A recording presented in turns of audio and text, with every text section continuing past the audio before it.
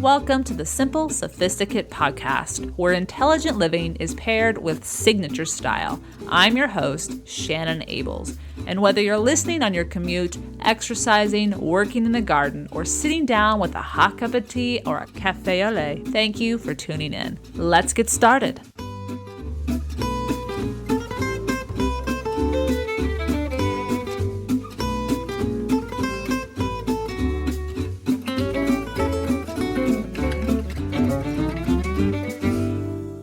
Welcome to the Simple Sophisticate, and welcome to French Week.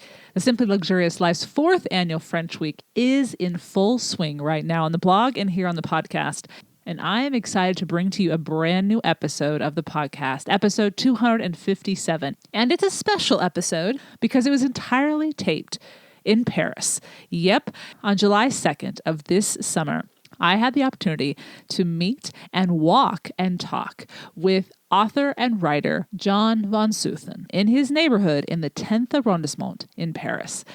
This last May, John von Sothen published his first book, Monsieur Mediocre. One American learns the high art of being everyday French. And what his book does is what most books do not do. It talks about the French man, or the man who is living in France, as he has for the past 20 years. And he does it with a dash of humor, a dose of reality, and a whole lot of respect and passion for the city that he now calls home with his family. Now, I've broken this interview up into 3 parts because we're going to be talking for about an hour and a half, and we really do walk and talk nearly the entire time. So you're going to hear the background noise. You're going to hear passersby, the traffic. You will immediately recognize Parisian traffic, the honks and the horns and the buzzes and the beeps. And I hope you will take that in stride because our conversation was something I sincerely appreciated him being willing to give so freely and forthrightly. We talk about everything, but in the first part of our interview, we're going to talk about where his love for France began. We're going to talk about his family, his mother and his father, and we're going to talk about his optimism that borders on mania and how that's a very good thing.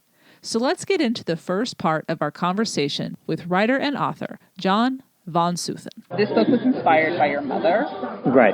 I saw this as a book of, in many ways, it's been homage to your parents. And I'm curious, and down the road in our conversation, if that really was your intention. Right. But you were first introduced to France through your mother's storytelling. Right. When she got to go to Paris, to the Les Beaux-Arts.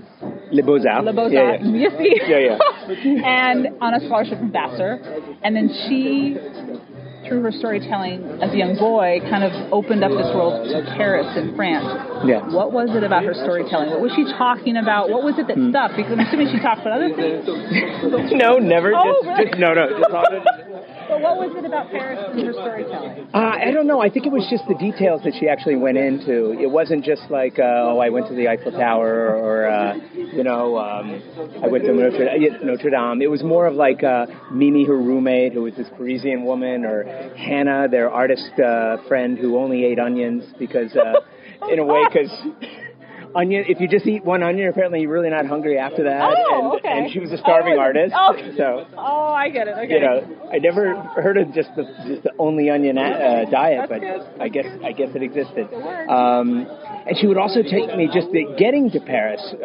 She would take me on these the boat trip that she took from like New York to Le Havre, and like just meeting like swarthy counts from Montenegro on the boat, and then there was a tiger in steerage.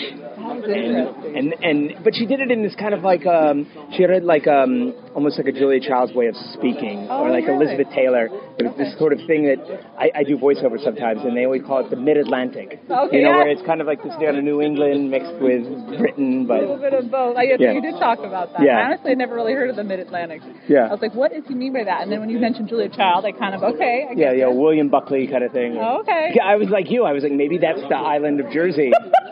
that they're talking about. That mid-Atlantic, That's you know? true. Like, okay. Well, and then I love that you were talking about I believe it was a cafe, La Palette, that she used to La Palette, that she used to go to. Yeah, she used to go to it because it was right next to the Beaux-Arts. And at the time, she told me that, if you were able to get in the good graces of the manager, he would take your paintings as a way to kind of, pay your bar bill. So she would paint a lot. So she painted a lot. She was very prolific, apparently. Yeah. Well, and you're trying to, or maybe that you've already gotten it. She's going to have a posthumous exhibit here in Paris. Is that right? Yeah, that's what I'm trying to throw together now, and it's kind of just it's taken me a long time to kind of maybe mourn her death, and then I just always thought of like keeping the paintings just for myself, and it was too bad because everybody that would see them would be like, oh God, John, you have to show these, and some are small, but some are large. And some are just that's what 10 feet, 10 by 15 feet. They take up whole walls, and they were very avant-garde at the time. I didn't get it. I don't understand why people had purple heads, Mom. They were cute. That doesn't look like a human being. That doesn't look like, you can't be an artist. There's a jackhammer with a cat's paw, in the middle of it, and you would watch her paint in her studio at home. She would tell her stories sometimes when she was doing that, right? Yeah, exactly. She had a studio on the 4th floor. We had a little brownstone in Georgetown, and she called it the Pigeon Roost. Oh, and I would go up with the Pigeon Roost with Mom, and I just remember the crackling radio and turpentine, and getting high on turpentine, listening to her stories. And again, it would go off. The interesting thing, though, is that my mother also, when she left Vassar, graduated, she got a job at Air France. And she found this crazy small type in her contract that said instead of getting a bonus, you could travel around the world on a free ticket anywhere you want to go. So she'd always take that at the end of the year instead of the bonus. Smart. I totally would. So, all of a sudden I was always weaned on these Parisian stories, and then Mom took me to, all of her kind of worldwide travel stories that landed her in Khartoum, and then takes her to Karachi airfields, and then sometimes she's in Vietnam. She was very adventurous. Very adventurous. And that was part of the reason she liked your dad, is because she could still be this adventurous, exotic individual that he was stabilizing. Yeah. And kind of like, okay. Yeah. Is that kind of how that... She was like, your father was very exotic. He was the first man that ever had a job. That was the description in the book. I was like, I love that. But he clearly supported what she was doing. Which isn't obvious sometimes. Yeah. And, they all seemed kind of funny at the time because, Mom was in the 50s and just wasn't the thing to do to travel as a single woman. But she never really kind of painted it as like... this kind of like daring voyager. She was always almost like a socialite. Oh, I was just looking for a husband. You need to travel to Kenya to find it. She's like, well, I thought it would be interesting to maybe meet a husband in Kenya or in Egypt, in Alexandria. So, well, I mean, she didn't seem to be fearful. No, that wasn't a thing. Well, and the other thing that you said that she gave you was an optimism that borders on mania. Can you explain what you mean by that? I think it's just like any kind of things that we usually we treat as like I don't know, bad things happening, or she would always kind of say, well, try to flip it on its head and look at the bright side. Okay. She did do that clearly in her own life. Do you remember an instance where she did that? Really she did that. Well, she had a tough time. Her brother, who she was very close with, went to Yale and then was diagnosed schizophrenic at the time. And again, we're back in the 50s. People don't know how to treat it. He's treated with electroshock therapy. He goes to a mental hospital for 20 years. And I think Mom just kind of, I'm not saying she looked on the positive side, but she was able to kind of manage her life for herself, without that. But she always said at the end of the day, and if the worst happens to you, sweetie, it'll make for a great story. The story of the turkey and Thanksgiving, and she cooks the turkey on the engine while you were driving. While we were driving, that was just, like, okay, that's ingenuity, number one. And number two, that your dad was like, yeah, let's do it. Or, he never kind of like stood to complain or would push the brakes on that. Yeah, just let her create like he wanted her to paint upstairs and third, we don't even know if it was very sanitary. Maybe I don't. Like there's exhaust coming through that. It would build your immune system to something. There There you go. Yes. There you go. But yeah, it was the car broke down on the way to North Carolina for Thanksgiving, and we had to stay overnight. And in Mom's head, I guess she thought, well, oh God, our backs are against the wall. How am I going to cook the turkey? Well, you could have just cooked it a day later. Yeah. But no, she had the set point of when it had to be ready, of course, because it's Thanksgiving. Yeah, exactly. And so her idea was to kind of cook it on the engine for the 6 hours that were left on the drive. Multitasking at its finest. Yeah. I thought that was brilliant.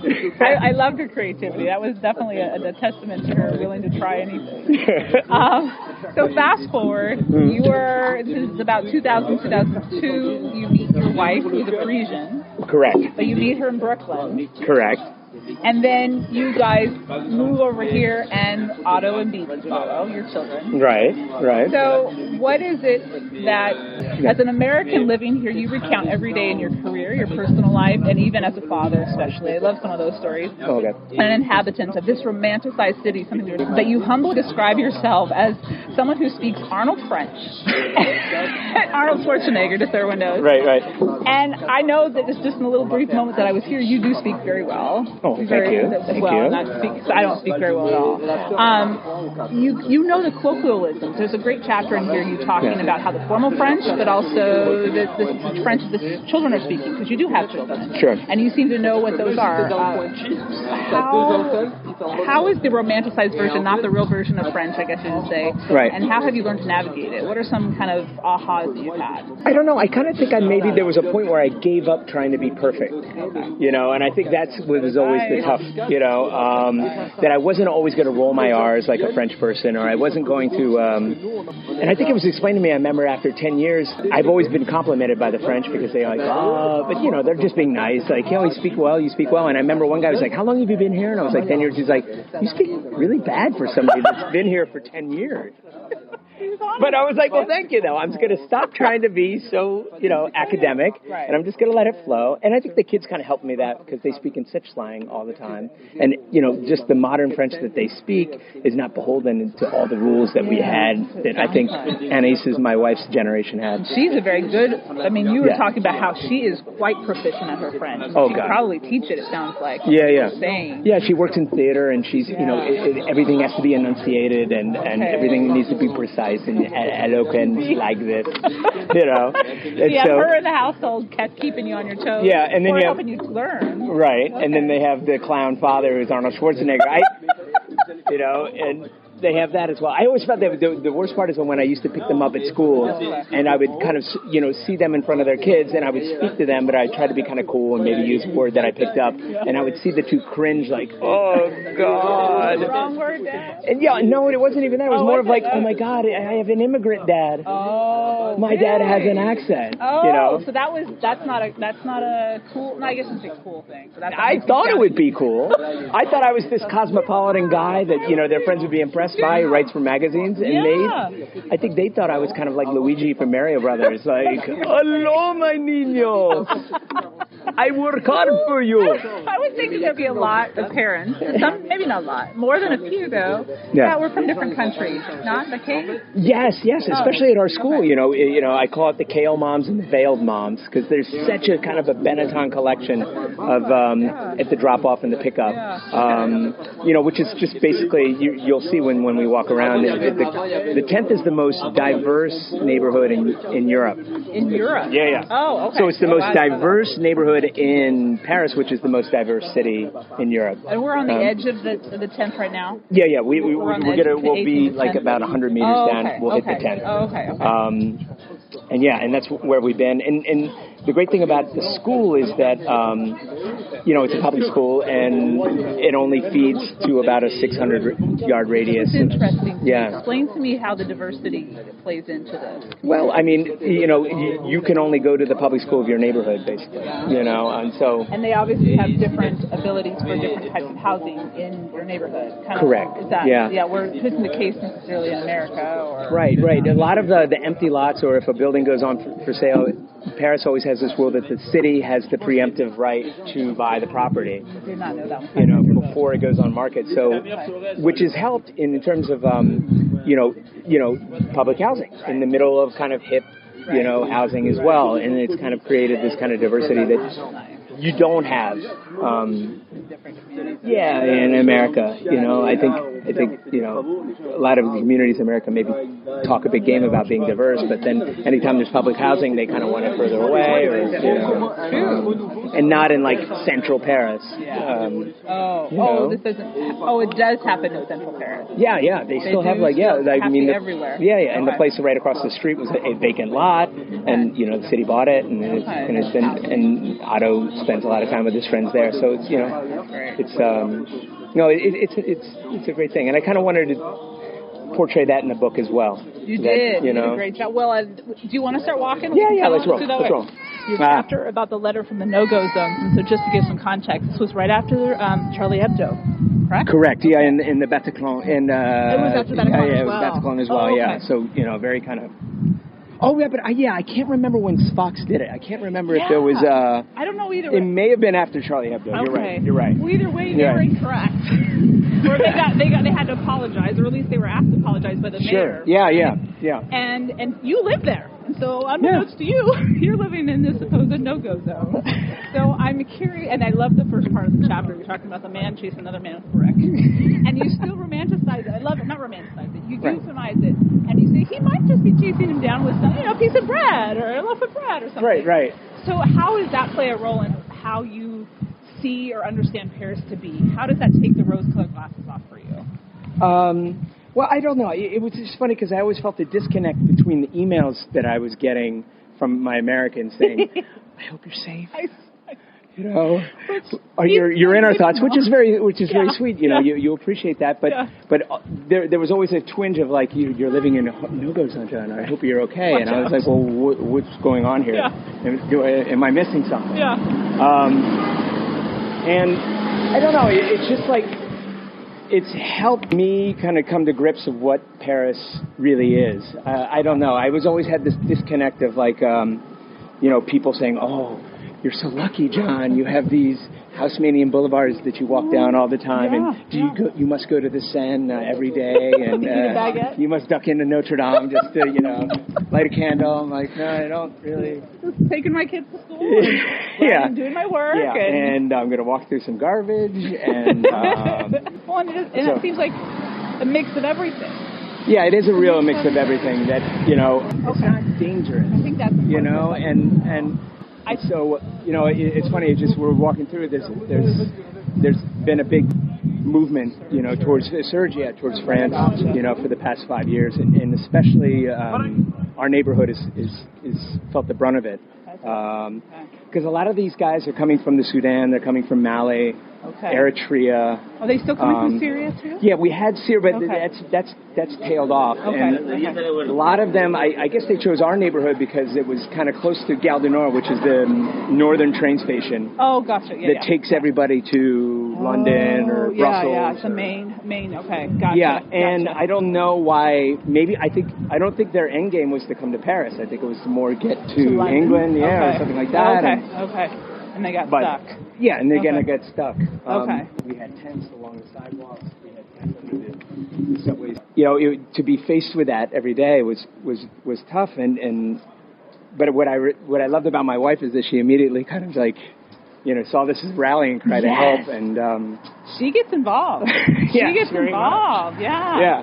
And successfully. So her thing was to kind of help them deal with the papers process, which is because we're in France, right? Of course, it's very, very bureaucratic. That's what I've heard. But a lot of these guys wanted to maybe apply for asylum, but a lot of them don't speak French. Gotcha. And it works sometimes, which was great. And people get legalized, and the kids could stay in school. And so I think, it wasn't rare to come home and there's a Malian family of 5 in the home, and they're like, well, they're staying here for the night, John, and you're like, okay. And, all right. Or a Sri Lankan family drops by, and we have to photocopy this stuff, and you have to take them to. She really did extend her abilities, I guess I should say. Yeah. But it was great for the kids to kind of grow up in this environment. Well, the diversity of socioeconomics and also cultures and life experience. I mean, that was one of the things you said. I'm thankful that I get to raise my kids here. Right. What are their thoughts? Because they're now in their teenage years, right? Yeah, they're now in their teenage years, and well, you know, they think this is kind of I don't know, normal. I mean, they're seeing refugees, and they know that's not normal. Oh, okay. But they also kind of like, I think, have an appreciation of what conflict does and how people have to leave, and you know, sometimes they're meeting guys that are dentists or that are on the street, and their kids go to their schools and get better grades than they do. So they can see that talent resides everywhere. Ability resides everywhere. So now we're coming up to the 10th. So we're crossing the boulevard. We were in 18th? Yes, we were in the 18th. Okay, now we're in the 10th. Okay.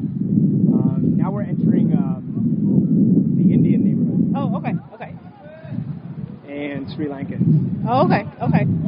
So all sorts of different languages that we wouldn't hear these many Indian languages in, say, the 6th or the 7th or the 8th, the 5th? No, okay. That's the thing. Okay. That's the thing. Okay. And that was the funny thing with when the kids starting in 6th grade, they went to a public school on the other side of town that had an international program where they would learn English and French. Yeah. And it's great. You know, half your days in English, half your days in French. Okay. But for them, it was a big shock. It was just like everything's so clean, Papa. And clean how? There's all these, just like their garbage. There was just literally, just literally no garbage. They mean the streets in the area. The streets in the area. Got it. Okay. Even the school itself. Really? Okay. Interesting. Or Otto would be like, there's all these Jean Christophes here. And what is that? That means like a typically French guy. Oh, that he doesn't really know. He's just used to Mohammed and like Bilal and like all the names that he grew up with. I got it. Okay. You know, Najil and he's like, there's Jean Christophe and there's Pierre and I'm like, oh God. And then you're scared. You're like, no, dear God. Yeah, ironically, that's what people maybe would have expected. That's what's funny about it. That's great. No, I love it. Now, this is funny. This is a Hell's Angels bar in the middle of... Really? Yeah. Oh. And it's always kind of mysterious because it's super, like, all the tinted glass and everything like that. Yeah. But there's rows of, like, bikes out here sometimes. That, at night, afternoon, evening kind of thing. And you know never to touch, you know. Sure, okay, yeah. Right. And a lot of people in the southern part of the tent, it's become the new Marais for a lot of people. Oh, the like you would part. see, it's a lot more boutique hotels. Gentrified. Yeah, gentrified. Okay. There's always like when you have an APC store or an Agnes B store. Okay. Which is nice too. Sometimes I tell you, and it's like, can't just a nice little, just one kind of fashiony store open here, please. I don't want to be. Not asking too much. Not too much. Well, and then with regards to the child care when they're young, you talked about how, it's awesome, but it's not easy to get into. It's quite the ordeal. Right. What were you expecting and what actually happened with this? Is called the creche. The creche. The creche. Yeah. So it's a thing, and it's a good thing. It's a great thing. Sounds like. Yeah. But it's hard to get into because it's limited space, and like sometimes when French women are 3 months pregnant, that's what I couldn't believe. Yeah, they're already throwing their hat into the thing because you never know. I got to get that place in the creche. Interesting. Okay. Well, and then how, as a father, what has this been like? And an American father at that. What has it been like raising kids in a culture that's different than how you were raised? I guess I should say. Right. Well, back to the creche though. There was an American thing in me that was like, well, if it's free, it can't be that good, right? Okay. There was that kind of thing. There was always kind of something suspect. Hey, I know now why people threaten your neighborhood. And even when you take them to school, Yeah. you have to leave at 8:30. They don't want you there. Oh, no, they don't want you I mean, there. it's really rigid. Talk about no helicopter parents that we have in America, or snowplow parents, as they're calling them now. Uh-huh. They don't want you there. Even if you wanted to, you couldn't be there. No. I mean, you really have to let go. Yeah, and that's ingrained. And also, you have to be on time. You were the 8:29 parent? Yeah, I was the 8:29 parent, which is kind of frowned upon. That was funny. And then they also did a thing that probably wouldn't go and wouldn't fly in America, was where if you were dropping your kid off before 8:30, but on 8:29 it's frowned upon, and you have to sit on the bench of shame. Explain that. Yeah, I did read that, and I was trying because usually the kids would go up to their class at around 8:25 with the other kids. Okay. And then the stragglers would have to sit on the bench and wait until the teacher would have to come back down to pick them up. Oh, the teacher has to come and... Oh, okay. I was trying to figure out why you had to sit there, because you're technically on time. I was trying to think... technically on time, but they kind of want you to know that, you could be a little early. Oh, okay. So it's their way of conditioning. Yeah. Got it. Yeah. Okay. But I think raising kids, I was so terrified to become a parent just because, as with everybody is, you don't know how you're going to do it. And, Unknown. I think living in a foreign country, though, was kind of like, I always kind of put it as like I was grocery shopping my life. And I'm just like, okay, I'm going to throw marriage, I'm going to throw kids in it, I'm going to throw moving to a foreign country, all in the same hamper. And let's say, so in a way, I questioned myself less just because I didn't know what was going on. You're just kind of you're reacting, and we live right around the corner. So we were 3 minutes away, and we're always late. Oh, it is that close. Yeah. I'm not giving you a bad time. Right. How many grades are in that building? So this starts at like pre-K, and it'll take you all the way through 6th grade. Oh, okay. So it's elementary and primary. Elementary and primary. Okay. And high school somewhere. And there's one door, which is the primary, and then there's elementary is the second door. So. Are they still in school right now? No. This is now summer break, and they have a thing called the Centre de Loisirs, which is basically kind of like a day camp. Yeah, for kids that can't get away. We'll talk about that in a second. I'm really curious. A lot of the kids that aren't there, they're with, the parents are still working. Oh, grandparents. So they go to the grandparents, which I was always so jealous of. Because you would hear, Bibi and Otto's friends going, well, I'm just going to Mammy and Pappy's for 3 weeks. And I'm like, I wish I could. We wish we could hop you across the ocean. Exactly. Back to your parents. That's actually a good segue. Because speaking of how you threw it all into the grocery basket, marriage, children, moving to a foreign country, you said that you were made for being an expat, and it was because of probably primarily because of how you were raised. Right. But can you break that down and explain what did you mean by you were made for being an expat? What is it about being an expat you need to be able to do or be okay with, and you seem to have that quality? I don't know. I think I grew up as an only child with old parents that had lots of cocktails. That's what I love this part of it. And I think I was just kind of weaned in this environment where I was never told to kind of just go upstairs or go out with a babysitter. I was told to my mom always said, well, you're here to contribute. So go and contribute. I like that. You're a guest, technically. Yeah, you're Add a guest to the conversation. Yeah, so I'd find myself at these dinner parties sitting next to adults and trying to engage them in conversation. And just like as you kind of like navigate in that world, you realize that you don't know if you're being funny or not. You're making quick-witted dodges to fake like you understand something you really don't. Which is just like someone learning a new language or exactly. a new culture. That's new so language true. Or a culture. The analogy is perfect. Yeah, because I've found myself so many times here, just being on, not really understanding where the conversation's going and the thing. Are they talking about me? Am I supposed to contribute? Are people being painfully polite? And I think a lot of that spooks people. And I think that's kind of like where people don't want to like live in a foreign environment because it is too isolating. And for me, it was just kind of this is You're normal. Used to it. This is used to, I don't mind not knowing everything going on. It was part of your culture, in a way. Part of your language, so to speak, I guess. Right. As you can no doubt hear there, the arrondissement was bustling. It was busy. It was in the middle of the week. And the second part, as we step into that in a moment, is going to be John taking me to all the different places that they visit on a regular basis. The fishmonger, their boulangerie, the restaurant where the parents meet up after school, and all these different places that are a part of his everyday life in France. And if you've ever been wondering about the vacations in France that we always hear about, the 6 weeks off, the 2 months off, the 1 month off, whatever it is you hear about and people rave about, he's going to share his own experience about vacances in France. But before we get to the second part of our interview, here are some sponsors of today's episode. Did you know your teeth move as you get older? And if you want to get your teeth fixed, the last thing you want to do is to have to wear braces. That's where Candid, the clear alternative to braces, comes to help. Candid has an experienced orthodontist who is licensed in your state create a treatment plan just for you.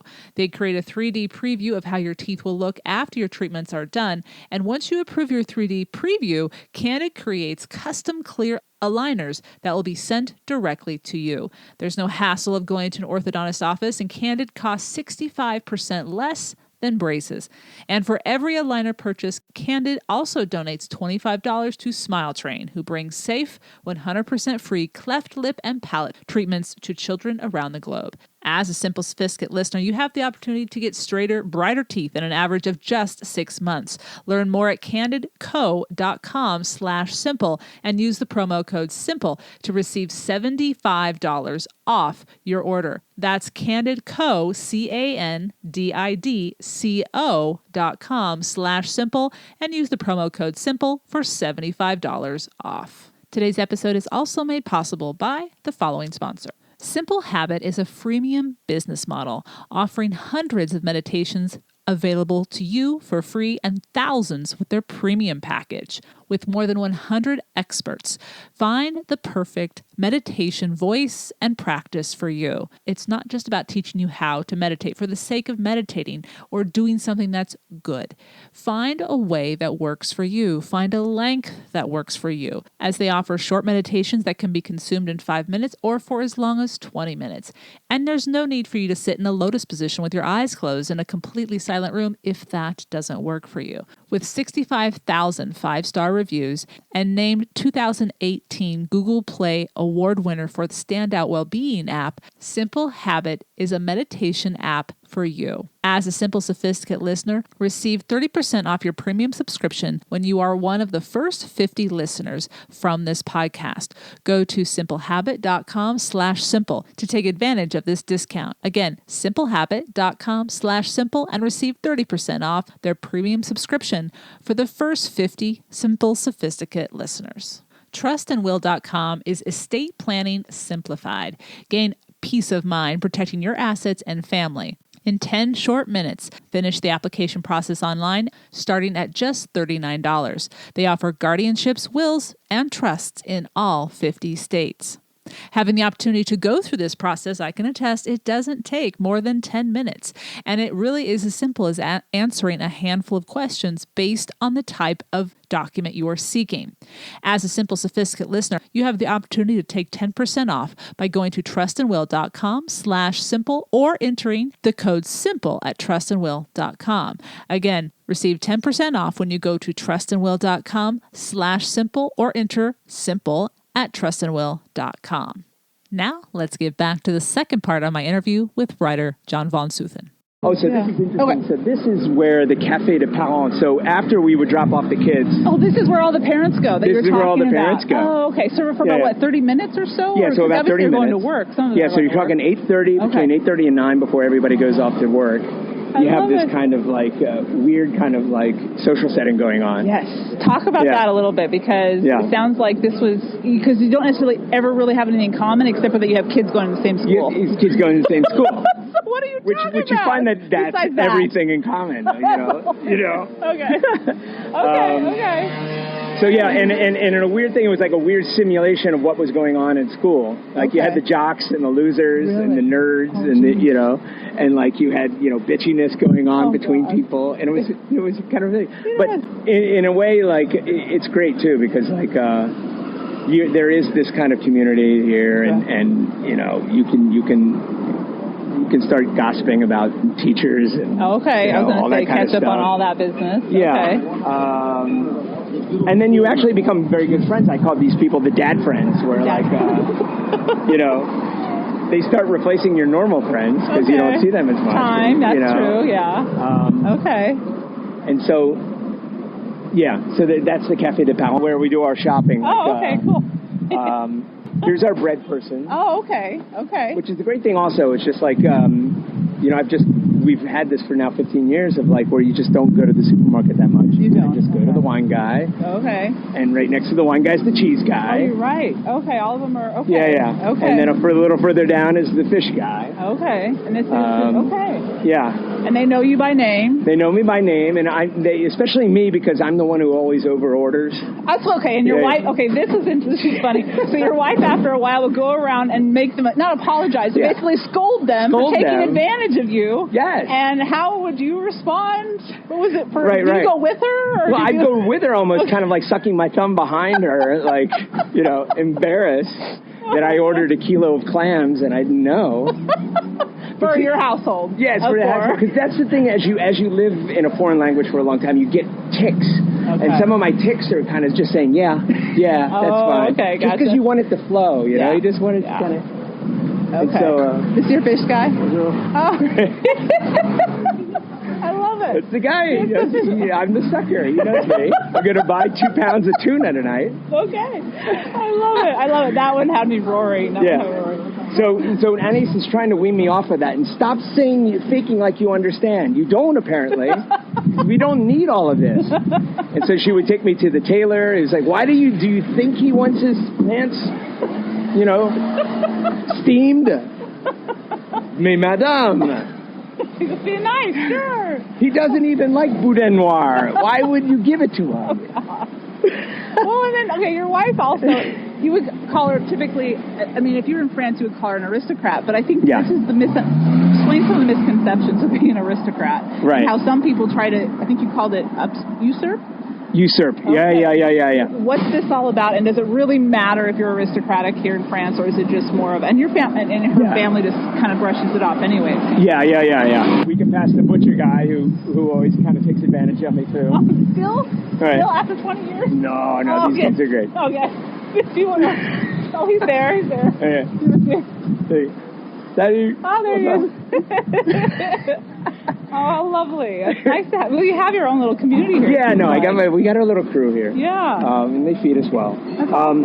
So the aristocrats, like I had this kind of vision that an aristocrats were these people playing lawn croquet and like going out on their yacht. Yeah, exactly. Yeah. And then when you get here, you realize, well, like they're more of like those kind of eccentric women in that documentary Grey Gardens. Did you ever see Grey Gardens? I know that. I didn't see it, but I know. Kind of like broke, but like they still might have a chateau, but like they can't take care of it. Sweaters are kind of tattered, and maybe they hawk their jewelry, or it's always that's become the stereotype of the aristocrat. It's like it's the guy who probably had to sell the chateau to some bourgeois guy who had money and didn't blow it. Okay. And also, Anais's family kind of went way off typecast too, because her dad,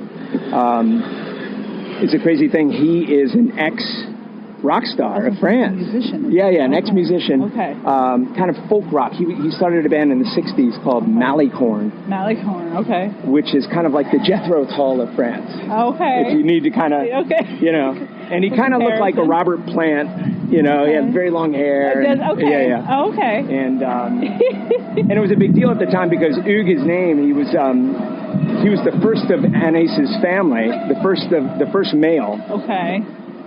Who was always the firstborn, who didn't go into the military. That's what it was. And that kind of went back towards, I knew there was something he kind of showed So, he kind of broke the mold, and then, Anais's uncles and aunts kind of, did it as well. Okay. Yeah. Because this was during the resistance movement, right? Yeah, exactly. In the 60s, the late 60s. Okay. They're called the 68ers. That's right. That's right. So everybody kind of votes left.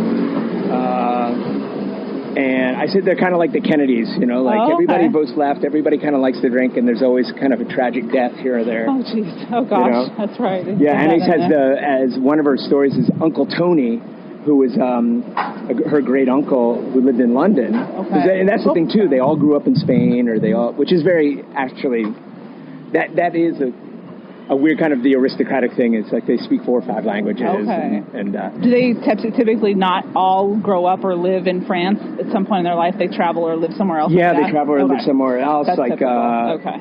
Yeah, Anais's dad he grew up in Madrid. And Anis's grandmother was a daughter of an ambassador, French ambassador, so she grew up in Ottawa. Oh, wow. And Turkey. And so there's always been kind of, traveling in the blood on this family. Okay. But the usurper, so the funny thing is, there's a crazy story, is that they, apparently Anis's great-grandfather, received a letter one day, from a family who had to share their last name. Okay. And said, would you mind if we take your title as well? We have the same last name, de Coulson, but we want to add on a de la Villeneuve, if that's okay. Okay. And apparently the great-grandfather was like, well, absolutely not. Yeah. Do some people say yes to those kind of advice? Yeah, exactly. Sure, you can have our privileges. Yeah. And so the funny thing is that there was always a kind of the branch, and apparently the CAD just ran with it and did it anyway. He did it anyway, okay. And so there was always, apparently growing up, Anis's family always had the usurper branch. And they would always use that as a way to say, well, that's not our family. That's not us. Okay. That gross far-right politician, he's not part of us. He's the usurper branch. And he was. That's the fake branch. True. I mean, he wasn't, you guys. But sometimes I think they were in the family, but they used that as an alias. Oh, got it. Okay. Okay. Oh.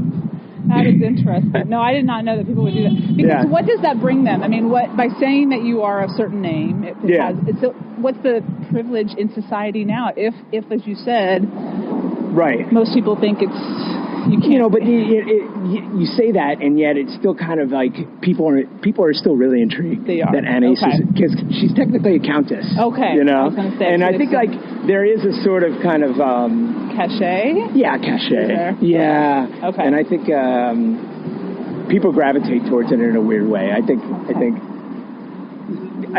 But the poor thing, I think she sometimes, like, people expect her to be this extravagant weirdo, who's hawking jewelry and, like, Oh, no. And she's not. She's not, no. And then they're kind of disappointed. She's helping refugees. Yes, exactly. Yeah.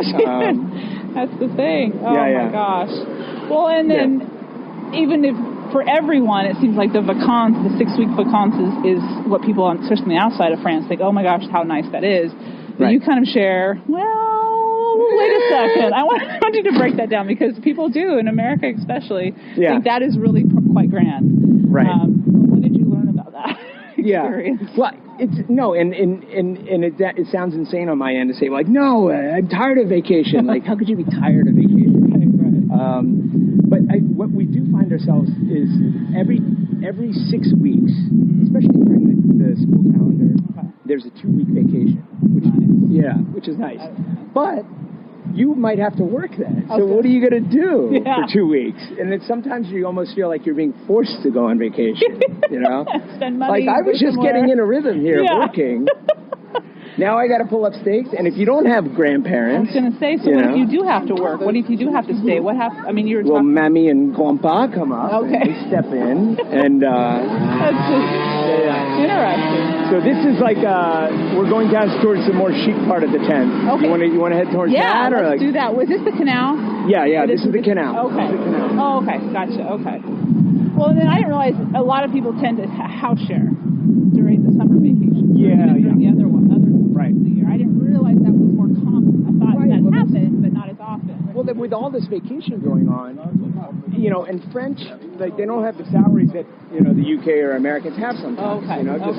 That's just the way it is here. Yeah. You pay a lot more taxes as well. Got it, okay. And so, with all this vacation, if you don't make tons of money, and you better start sharing houses with friends. And there's a lot of vacation homes out there in the country. Yeah, and they go fast. That's the thing too, because there are no kind of last minute finds. It's not, especially when summer comes around, and so people start organizing as early as Christmas for their summer break. That's what you were saying. That's So one of the chapters I kind of just explained to you. Well, I recount in detail, like, one of our vacations with French friends. In Umbria, Italy. In Umbria, yeah.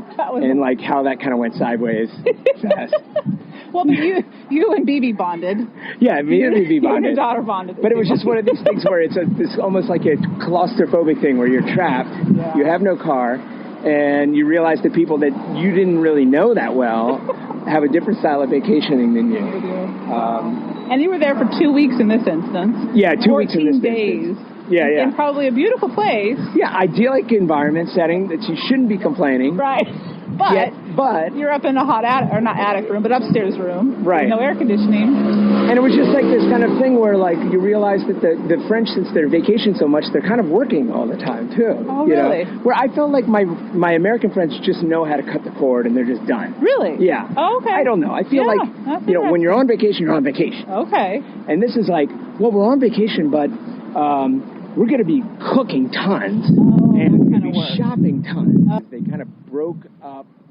They said, well, everybody's going to be running an atelier, like a workshop. Oh, that was interesting to me. Okay. And so here's the cork board, and here's the list, and everybody put down what you want to do your workshop this week for. And I'm like, this is a joke, right? I'm like, no, it's not. Camp for adults. No, yeah. And Pierre is going to do a philosophy workshop, and we've chosen Spinoza. And I'm like, and you're right, Mehdi is going to be he's going to be doing abdo-fessier, which is crunches. Okay. It's a crunch workshop. Okay. Oh, and it's going to be, it was like arts and crafts. And Ace was doing a theater workshop. Okay. And my big thing was like, I don't really know what I'm good at. I don't know what to teach. I can't remember what you said you did. Now that I remember, what did you do? I forgot. Well, it ended up becoming Find the Hiding John. Oh, that's what it was. That's right. It was. Because they were just always like, well, where's John? John's hiding. John doesn't want to do any more group shit. I'm sorry. He doesn't want to play beach volleyball. No, thank you. He doesn't want to play pétanque, the bocce thing. That's right. He doesn't want to sing karaoke. That's right. Oh, I don't blame you. I don't blame you. But it was this very French thing to isolate the individual, though, and they would see me kind of reading under the tree and be like, oh, the rebel, Mr. American. Interesting. The individual. I was going to say, I thought France celebrated the individual, the intellectual, and the writer, and the poet, and not so much in group settings. Not so in group settings. It's the sense of république, that we're all in it together. Okay. We are one nation. Okay. We are socialist. Nobody gets special treatment, John. Okay. What was you thought you were on vacation? On that point, what has been? You do seem to have acclimated very well. What are some things where, as an American, though, it's been kind of hard? It's been kind of hard. It's funny. One of the things I think is like I bring it up in the book. It's like nobody kind of just wants to meet me spontaneously. Okay. It's hard to just call up a friend and be like, "Hey, you want to get a beer?" They don't do that. And they're like, "But John." Give me 2 weeks' notice. Is that what it was? Yeah. Or they're like, well, where will we eat? We're not eating. We're just getting a beer. Gotcha. Okay. There always has to be food. Yeah. There's food. It's got to link to something else. That makes sense. Yeah. But they definitely don't want you underneath their apartment buzzing them. Going, hey! Unexpectedly. Yeah. Got it. Okay. Is that a Parisian thing or a French thing? I think it's a French thing because it's even more so what we've learned in Normandy is like even more so. But yeah, and I feel like in America you can still kind of wing that. Like, hey, I think you're right. you want to go get something? That's true. That's true. So it's that. Other things that I haven't quite acclimated, or maybe you mean that I've dug my it's been like, wait a second, I'm not letting go of that. And maybe you have, I don't know. Right. I still get shushed in restaurants, which is tough. For what? Because apparently I speak too loud. Too loud. Really? Okay. But it's always usually with other Anglophiles. Okay, so we would amplify the room and they wouldn't like that. Right. And I'm very conscious of that now. I go into a restaurant, I'm like, okay, whose dinner am I ruining tonight? Oh, shoot. Okay, but see, now you're more aware. How did you become aware of it? Would just people would... Well, people would be like, monsieur, you are talking Oh, really? Yeah. Oh, okay, they're forward. I even had an older lady kind of snap at me with her hand. Like, oh, really? This, I'm like... Okay, I'm sorry. So... Apologies, just désolé. Oh, gosh. But sometimes I maybe it's because I don't understand French, but I do understand French enough. But sometimes I'm like, I can't hear. You need to speak up. Yeah. But John, they keep everything very low like this, so it's like, and I'm which is hard because I love listening to people talk, next to me and spy on their conversations. And with the French, it's so hard. I'm like, I can't hear anything they're saying. So at this point in the interview, and I didn't really consider this an interview as so much as a conversation. Again, as you've noticed, John is very willing to just get in there and talk about it. And I so appreciated that conversational, relaxed attitude as we went about. I could have kept talking to him for many, many more hours. He was so enjoyable. As we enter the final part of our conversation, we are stepping onto the bridge that crosses over Canal Saint-Martin, which, as many Francophiles will know, this is also a famous part in the film Amélie, which John will talk about as well. But just before we get to the bridge, the interviewer, moi, almost gets hit by a car. No, it wasn't as bad as it sounds, but we definitely have a good laugh about it in our conversation. We're also going to get into politics, being an American in France during all sorts of political upheaval around the world, and being a journalist who follows it and reports on it. It was fascinating to listen to his perspective, which is indeed unique, as he is an American, but has also been living in France for quite some time. And we're also going to talk about his family's home that they have in the country and the life that unfolds out there. After reading Monsieur Mediocre, which is in many ways a memoir, I couldn't help but ask him the question, what was his intention? What was his purpose for writing the book? And what I think you'll discover, as I did, is that it changed for him as he made his way through the book. As well, there's a beautiful aha at the end that we can apply to all of our lives as we go about our journey of figuring out where we're supposed to be and how we want to truly live. So let's get to the third and final part of my conversation with John von Sothen. Well, and then you mentioned your country house. And is it Perche? Is that how you say it? The Perche. The Perche. Yeah. Which is not technically a place, but it used to be, but it's in Normandy. Right. It's in Normandy. It's in the lower part of Normandy, but it kind of like, it's an area that kind of like circles three different kind of departments. Oh, okay. So it's part Normandy, part South, and part Eure-et-Loire, which is near Chartres and everything. Oh, okay. So it's kind of like this kind of like old fiefdom. It's not very far from Paris. It's only about 2 hours away. And it just has kind of rolling hills, sounds lovely. Hedges, okay. Lots of hedges, lots of cows. Well, the cows, the story about the cows is cute. And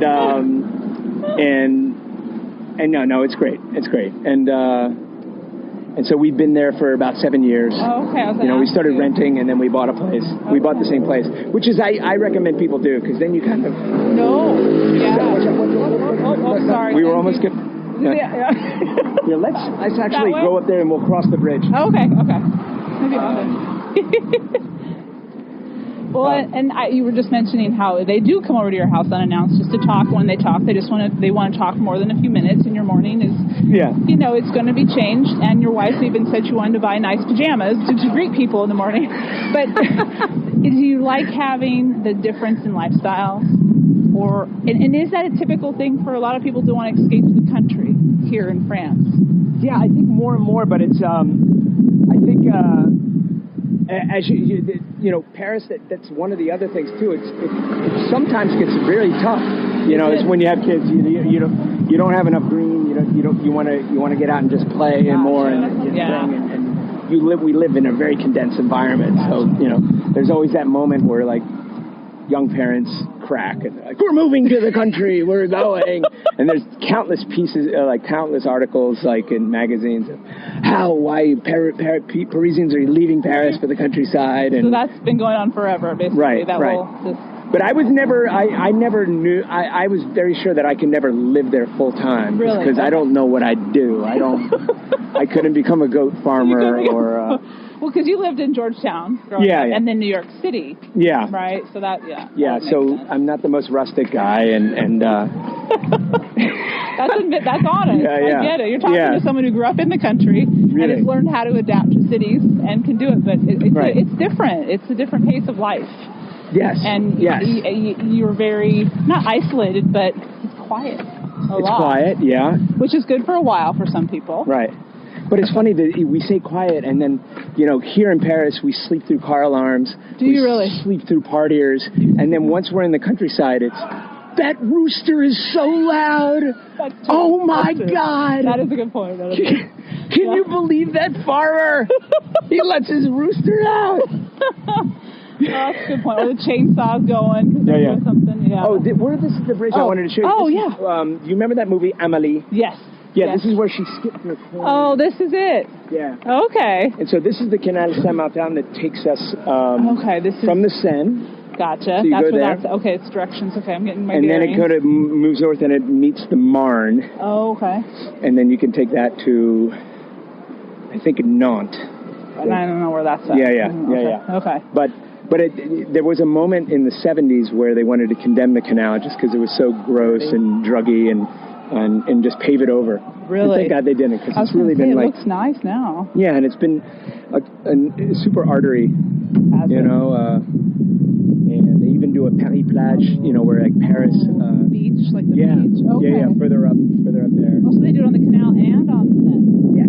Oh, okay. Yeah. They only used to do it on the Seine, but recently, for a couple years now, they've done it up north there. Oh, okay. Which is great. What is it about that movie? Because I know a lot of people love that film. Oh, yeah, no, and I do too, and it still kind of holds together. Does it? It's a little dated, but, a little dated. Yeah. But what are some of the realities that you've discovered that are still something worth, I don't want to say romanticizing about, but worth celebrating? That it may not be what people expect, but are worth celebrating. Right. Paris. That was depicted in the film kind of thing? It could be that, or just anything that, whoa, that's not what I expected. Right. Because I watched the film, but wow, this is still pretty amazing. Yeah. Well, I loved her interaction, like, with the cafe person, like kind of what we just did with the butcher person, and she knew everybody in her neighborhood, and she kind of wanted to control the lives of everybody around her. Yes. And sometimes I feel like that, like, I know my butcher, I know my fish, and everybody wants to talk to me. You said that community aspect. Yeah, the community aspect. That's and Otto and Mimi will sometimes go shopping with me, and they were like, you're so much to these people. I'm telling them about back pains and, Trump and this and... I love it. And I turned to her and I'm like, because I can. You can. Because I can speak French now, Vivi. So, you gotta be proud of pound Dad. Rocks, okay?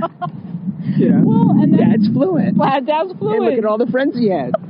I think in the book it was like, there was a moment where I really thought I was like kind of like a modern day George Bailey. Like, hello, Serge.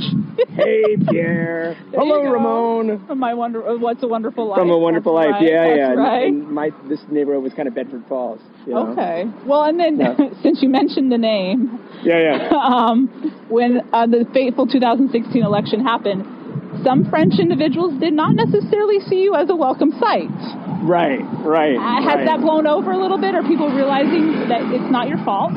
Yeah, like I didn't win the election personally. But they're seeing you as an American. You are the American in their eyes, and it really, they did seem to, is it deep? Was that deep or just temporary? I think it was temporary, I think it was also like them just being so upset with the whole thing, and I think it was also me having this whole, which a lot of Americans felt, I think, that this kind of this guilt, like, what have I done? What have we done? What could we have done differently? Right, and in here I've been giving them lessons about, always during the Obama administration, and how I'd always kind of shit on François Hollande at the time, like, oh, well, you guys need somebody like our president, guy gets things done. And then, just desserts get served, so... Well, am I right reading this? You wrote about or followed along Bernie Sanders' campaign in 2016. Is that right? Yes, yeah. Did you travel with him, or did you just from afar every once in a while get to have interviews? How did that work? Because you do know our political process very well. As you say, you started to really get involved in politics and news. Right. No, it was a great. I was doing a piece for Vanity Fair, and so I was able to get embedded onto the Air Bernie, gotcha. That's thing. How it works. Okay. And so everywhere he went, I could follow, and you're kind of just barnstorming from like Portland, Maine to St. Louis to. You did travel along with them. Yeah, Oh which was great. That would be just an interesting experience, just to know what that's like. be to be in the reporter's shoes? Because that's got to be exhausting, but also the it's kind of exhausting. adrenaline. Yeah, an adrenaline rush, and it also gives me appreciation for somebody like Sanders. Just like what is he, 75 or something? Just the brutal physical. I mean, I came back to Paris after 2 weeks. I felt sick. I was exhausted. Oh gosh, I can't even. And I don't know how these guys do that for like these long campaigns.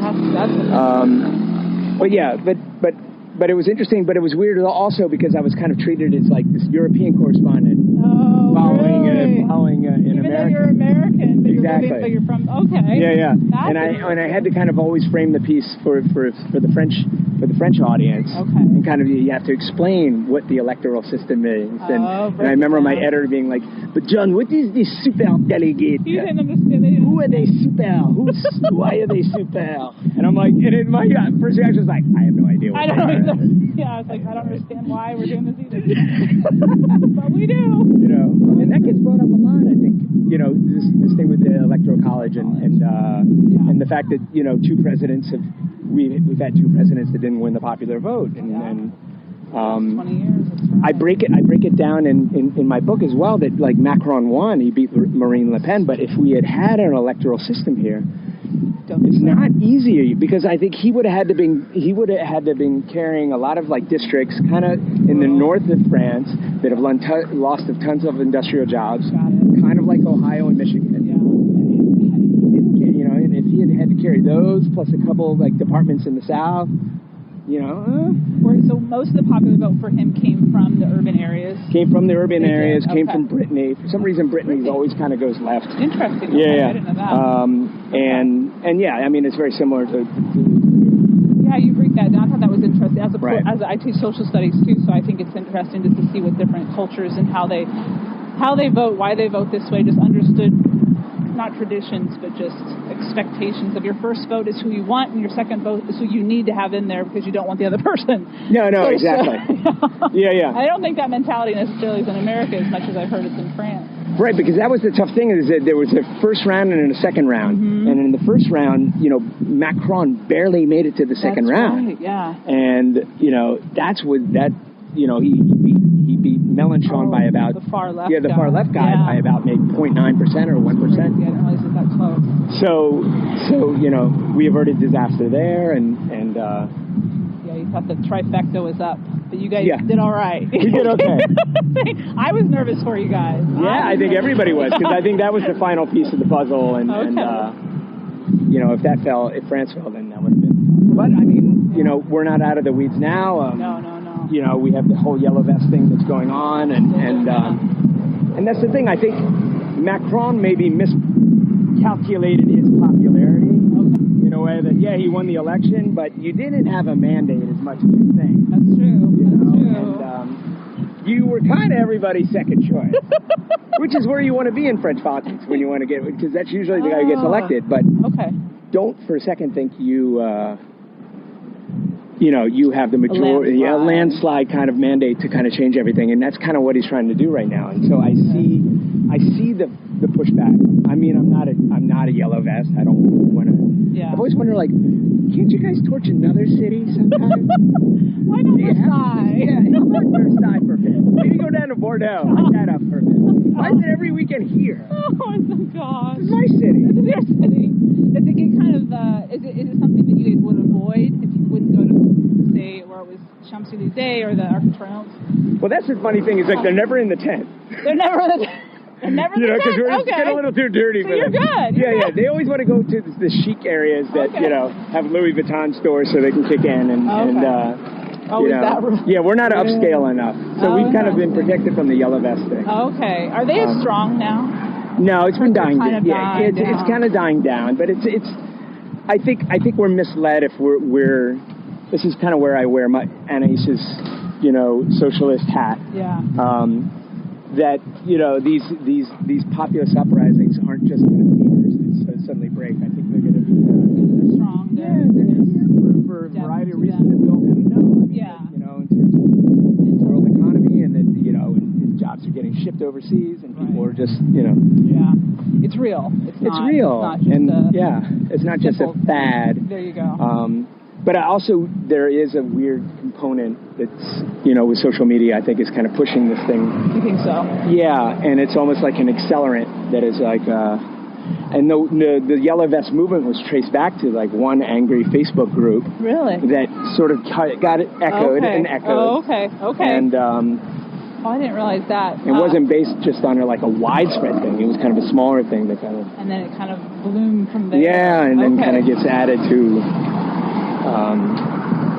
maybe some fake news here or there. The TV and radio involvement with regards to politics. Yeah. So you kind of been in that fray in Washington, D.C. for quite a while. I mean, your childhood. Right. You heard their conversations. Do you feel, you're writing about it here. Do you enjoy being part of the conversation now, knowing what's going on in France? Or that way? Yeah. And it's great now that I feel like I can speak a little more fluently on the things. And participate in a way that you can... Yeah, and I'm able to read more, and I have kind of a little more points of view. There was always these tougher parts when I first came here where I would just, everybody would want John's insight. Okay. He's the American dinner. Opinion. And then you would have 9 people turn to you, well, what do you think about this, John? And I would be like, Obama est bon. And you just have this hush of the crowd going... That's it? Okay, and then we'll just move it along. At least you probably appeased them. I would imagine most Parisians were... No, they see that you kind of knew what they wanted to say you to hear. Sure. But there was always... The worst part was like somebody would see me struggling, and then they would speak up like, well, I think John is trying to say is... They finished their thought, but it was their thought about it. Their thought, and you're just crying in your saying drink. Yes. Yes. Do you agree, John? Was I saying that right, John? Yes, you are. Sure. Have another wine, please. Okay. Just leave. Well, that's what I appreciate in your book. You have a sense of humor. Oh. Like you said, you have a self-deprecating sense of humor, but you tend to soften the blows that, like you said, most people, if they didn't choose to be an expat, would just flee. They would just run. And you've been, not necessarily scared, but they would be like, it's too much. Right. So Life's too hard already. Life's too hard already. Yeah, why am I putting myself through this? There's a masochistic element, maybe. I don't know. Let's get that down. Well, you have a partner that helps, I would imagine. That's got to make it a soft place to kind of come back and go, what the hell?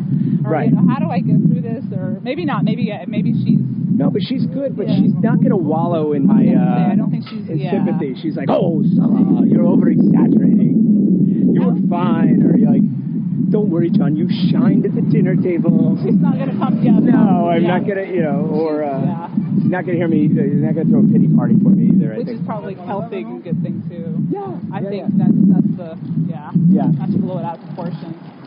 So this is the Chalon. We would come here sometimes for... okay, dinner or lunch? Yeah, for lunch and dinner. Okay. Sometimes cafes. Okay. I have a dog. Oh, you said that. That's right in the book. Okay. You can bring your dog? Yeah, I can bring your dog. Right. And, then I really fit the Parisian. Do you really? Okay, so Parisians, a lot of Parisians have chiens. Is that how you say it? Yeah, well, but I'm always amazed at how much access the dogs have here. Like, you'll go into a pharmacy and the dog is... They can go in at a pharmacy. That's awesome. Yeah. As a dog lover, I the different boutiques. I think that's fantastic. What kind of dog? I have to ask what kind of dog. He's kind of like, we found him at the SPA, which is the pound, I guess. Oh, okay, the pound. Okay. And he's kind of a mix between like a German Shepherd maybe and like something they call Griffin. Oh, and basically he looks like Tramp from Lady in the I was going to say Lady in the Tramp. Okay. Yeah. I know what you're talking about. Great Gotcha. Tramp. Yes. Oh, I love it. No, what's his name again? Remind me. Was that a neighbor friend? Yeah, just a neighbor friend. Got it. I love it. But the funny thing is, his name is Bogart. Bogart, that's what it is. I saw that. And you take him out to the country with you guys. Yeah. Right.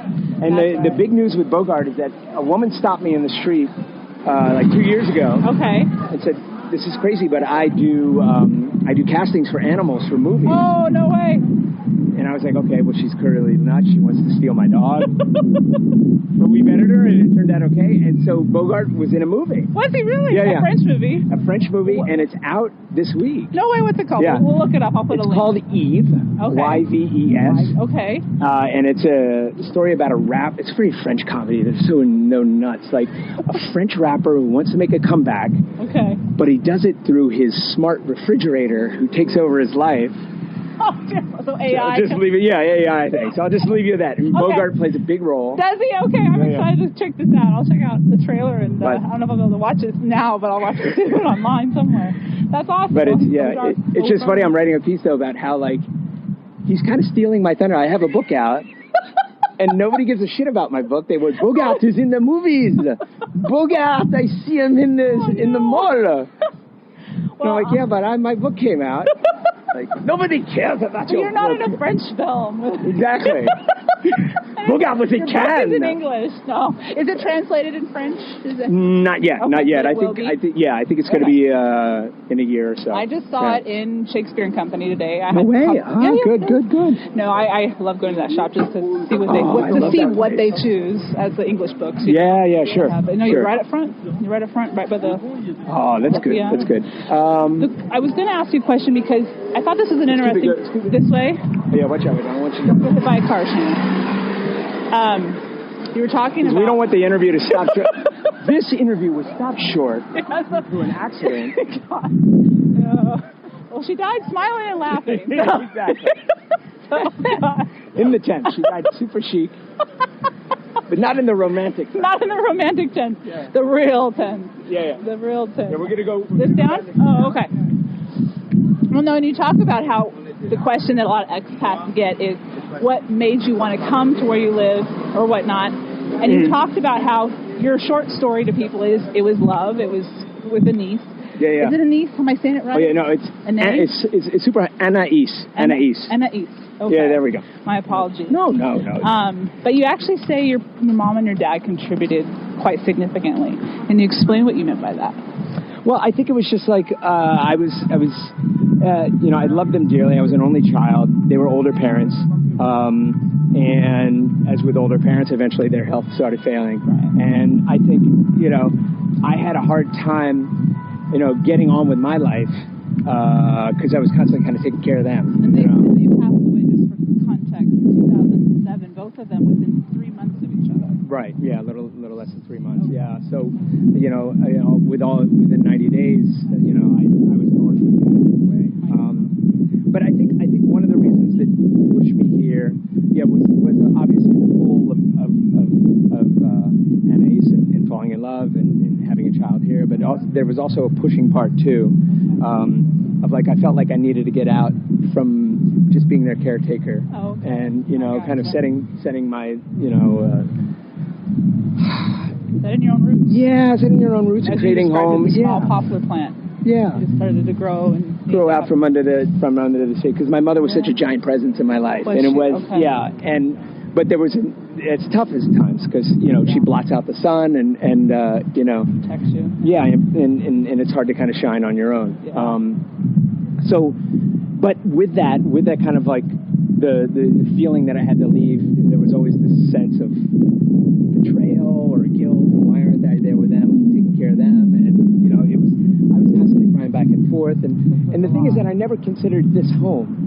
I always considered home being Washington or home being New York or home being the States. So those first few years when you lived here and were married, that you still didn't feel like it was home? No, I felt it more of like it's almost like the Peace Corps. Okay. Like, we'll do a couple years in Tanzania and then we'll get back to reality. And then, Otto comes along and then, I get hired at GQ and then, work comes easier than you think and Anais is more entrenched and, making all my friends with the butchers and the fish guy. They like you. They like me.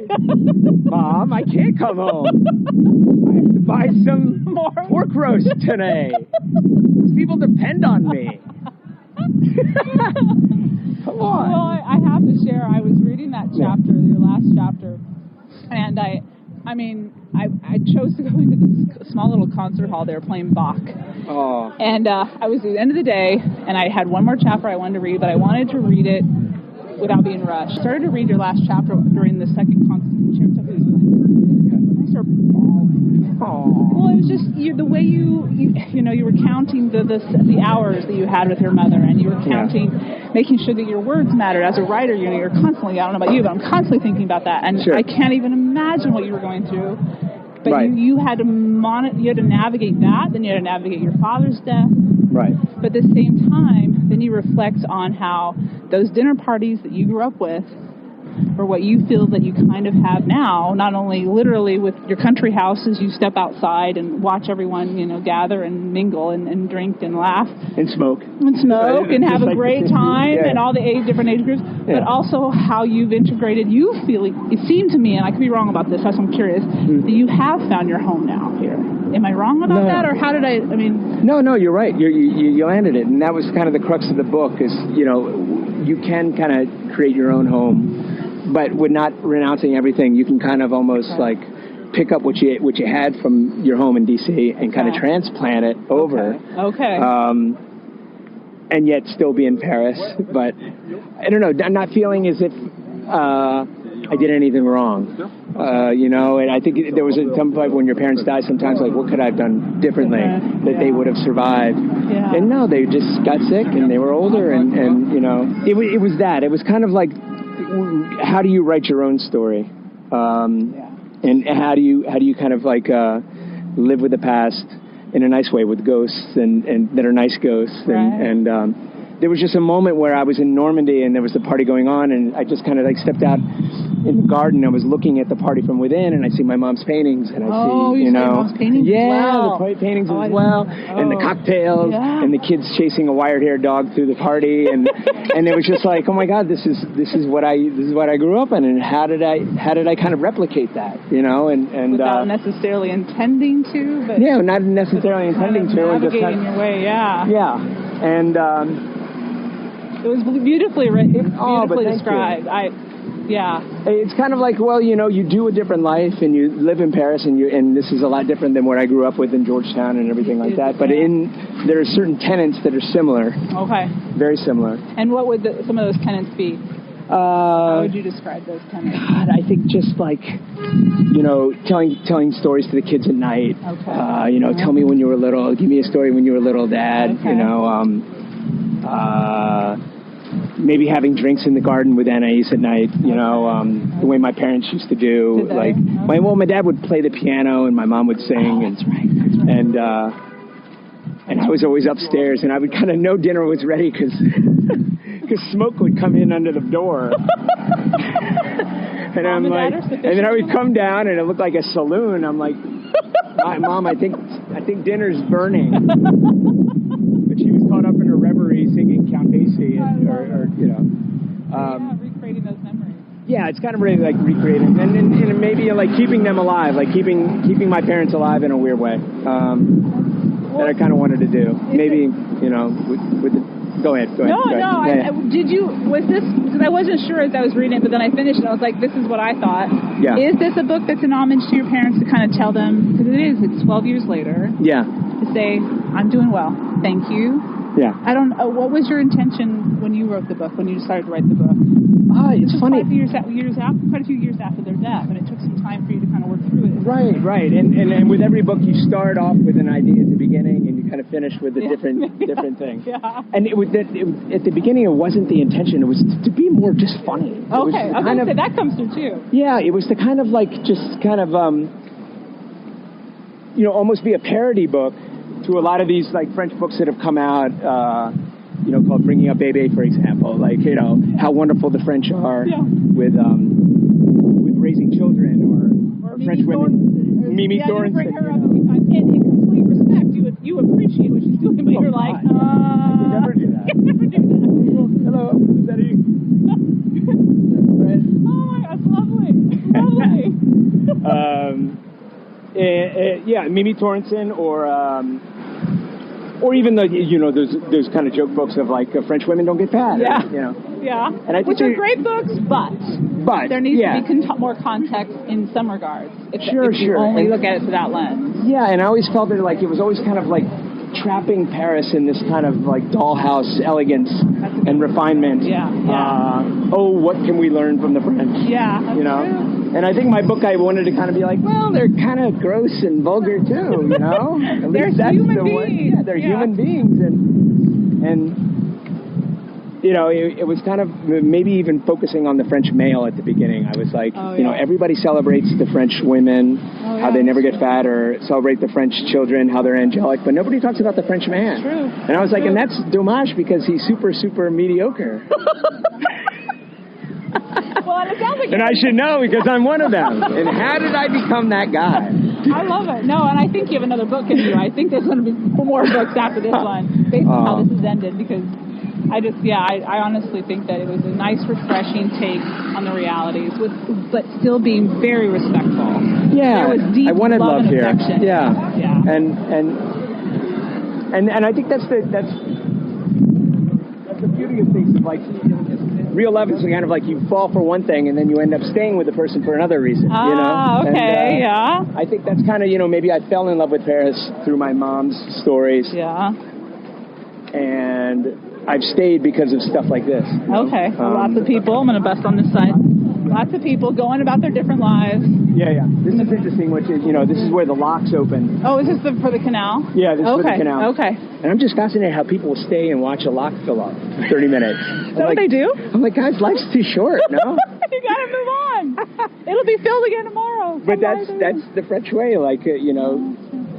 helping time dilate a bit, I'll show you where Bogart's poster. You have a poster. Oh, and I'll take a picture of it. Yeah. That'd be great. No, this is interesting. This is called Place de Stalingrad. Light in the afternoon, I love in Paris. Yeah. It's nice. And I always forget how in the summertime you have so much more daylight than we do in Oregon. You guys go till like 10:30 before the sun truly dies. And it was always hard trying to put the kids down to sleep at night. Summertime, yeah. No, Dad, look. It's not really dark. I'm like, yet. it's 11. It's 11. Time to go to bed. Exactly. So this is interesting. Place de Stalingrad is like, it kind of captures my neighborhood. You have like all these kind of like food court. Oh, yeah. Tiki bar, IPA thing. Okay. And then at the same time, you have, this is interesting, these are white paper boards. I think I brought this up, where refugees learn to speak French. Oh, that's what's going on. And you have volunteers that come and teach. These people are great. Like rain, frost, heat, they're out here. Really? All seasons? All seasons, okay. Yeah. And they're doing conjugation, they're doing... so are there words on them on the other side? Can we look at one? Yeah. Let's look at them. Just want to check it out. Yep. So they would, and the marker sealer are there. That's how they still sit. And so everybody sits there. But they don't like me taking pictures of them. Because I wanted to share this with my editors, because a lot of these guys are refugees and they don't know. Sure. That makes sense. Oh, interesting. Okay. Yeah. I didn't know that. And Anais wants to, I think that might be her next job, is to come out here. Teach? Oh my gosh, yeah, she could. My goal is to be one of the teachers. There you go. You could totally do it. I could be the French teacher. Well, you epitomize what they're trying to do. Exactly. As far as learn how to speak the language. I did it. This idiot did it. No. You can do it. You can do it. Absolutely. Oh my gosh. No. But at the same time, it's like, up there is like, there's still a lot of birds and like... So it's just like this kind of schizophrenic thing where like you can have your like Campari, and then watch crack deals go on at the same time. What and there's a few, and I like that you did describe some of that, and not some of it, but consistently throughout, so that people didn't get the idea that. I think again that's the whole point of your book to some degree, is to say this is not a sterilized place. No, lives happen here. Yeah, and good and bad, and sometimes it's super just tragic to see just destroyed lives. But I think it's helped Bibi and Otto as well, kind of just see the ravages of, and they've actually made a swimming pool. That's new, isn't it? But they're using the water from the canal. Oh, got it. Okay. It's super clean. I'm always suspicious because they have tons of posters out front saying, "This is fine. You won't get any infection." But the more I see that, the more I'm a little doubtful. Skeptic. Oh wait, it could be like the crutch. It could be really good. Exactly. Just get over it, Don. Your American is still coming out in you. Yeah. Like, wait a minute. Something's up. Oh shoot.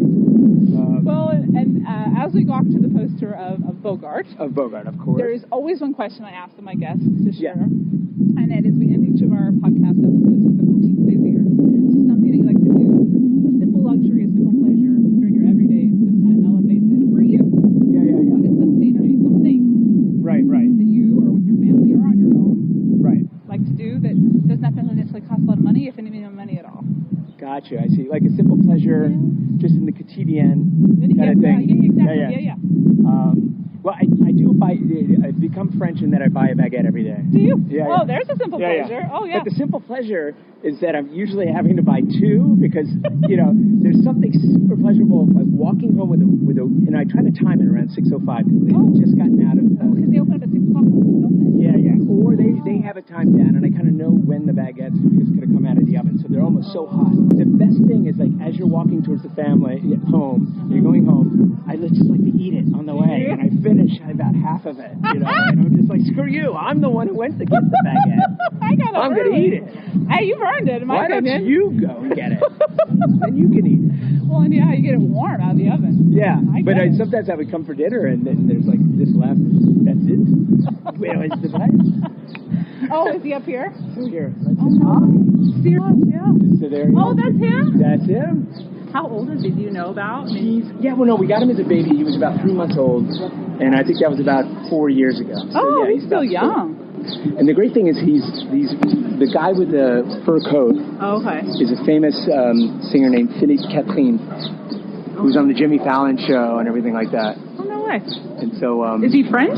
Yeah, he's French. But he's been on Jimmy Fallon. But because he plays this crazy kind of music, and he goes totally against typecast of what you think. Like, just look him up on YouTube. He's super funny. I will. That's great. Well, congratulations to Bogart. Yeah, I mean, he's arrived.